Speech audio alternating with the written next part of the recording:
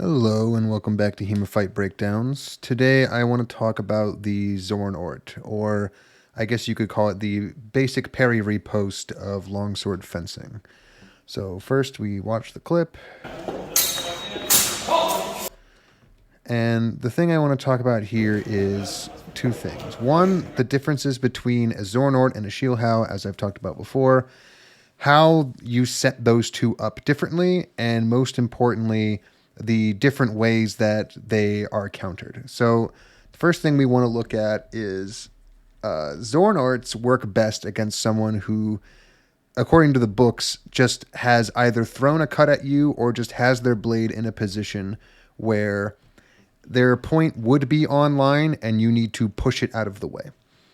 In this particular case, the Zorn of the Zorn is a, as it's described, wrathful strike towards the opponent's blade.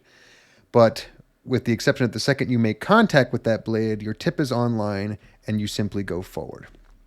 Now, how this is different from the Shielhau, besides the starting position, is how it's displacing the blade.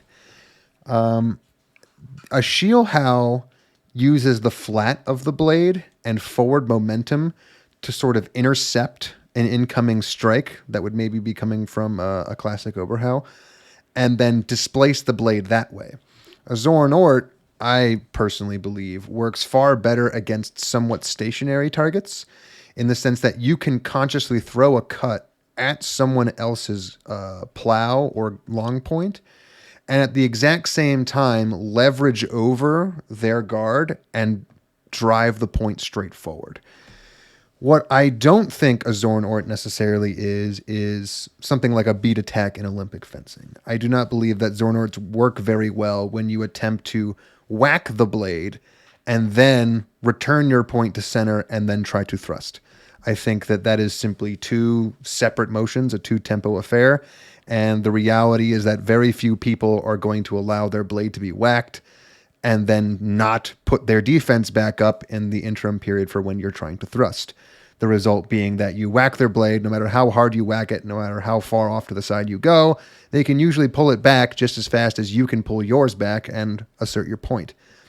Where this Zorn is a little bit different is that because you're trying to essentially get into a dominant bind with the positioning of your initial cut towards the blade, it doesn't really matter how hard or if you hit their blade at all. And the advantage this gives is that even if the opponent would simply pull their blade all the way out of the way, just dip it all the way to the floor, your tip will still land in their chest, and you will still have a valid attack that is threatening. The result being that when someone comes at you with a proper Zorn you cannot simply decide to stab them because the incoming attack is going to displace the blade or get you in a dominant bind where that tip, even if it's driven all the way forward, is going to go off to the side. It also means that if they try to do any sort of bind avoidance where they move their sword out of the way, there's still an attack coming that they have to deal with. So the only viable option is to parry, usually by crawling up and attempting to push that blade over the top of the shoulder and away from the head. The other aspect of the Zorn that I believe is important is how it's distinguished from the Shielhau, and even the flat Shielhau that I've talked about in a previous video. Besides the fact that Shielhau generally comes from a Vom Tag, you could say, to an extent that this one does come from a Vom Tag, even though it's sort of a transitionary period.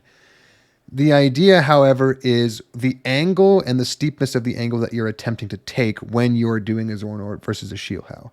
In my opinion, a Shielhau works best when you take your tip and you drive it directly towards the shoulder line of your opponent, using the fact that you have forward momentum and you have crossed your body line with the initial motion of the Shielhau to keep you safe. With a Zorn you almost want to throw a more traditional Oberhau at a 45-degree angle, a little bit lower, into about the elbow line or just above the elbow line in the center of the chest. The reason for this being that if you throw an Oberhau too high, what you get is a bind up in this high area where your tip can't get deep enough to hit any target that you want it to hit. If you imagine two swords crossed in the air in an X right at the shoulder line, it's almost impossible to leverage hard enough to get your tip down towards your opponent's head. So instead, you throw your Zorn Ort a little bit low, like a low Oberhau or a hand shot. You cut the angle so you put your strong on their mid, and then you use that superior bind position and leverage to get the point where it needs to go, knowing that regardless of whether or not that sword is there, you have the leverage to push it straight into the chest, even if they try to windshield wiper you off to the other side. The reason the windshield wiper doesn't work so great in this situation being that when you put your strong on someone else's mid, you have a superior position of leverage, and physically pushing your sword out of the way in the direction that you're leveraged against is extremely difficult. All right, that's going to be it for today. If you'd like to see your footage featured on the channel, feel free to send me an email at HEMAFightBreakdowns@gmail.com. And I hope to see you next time.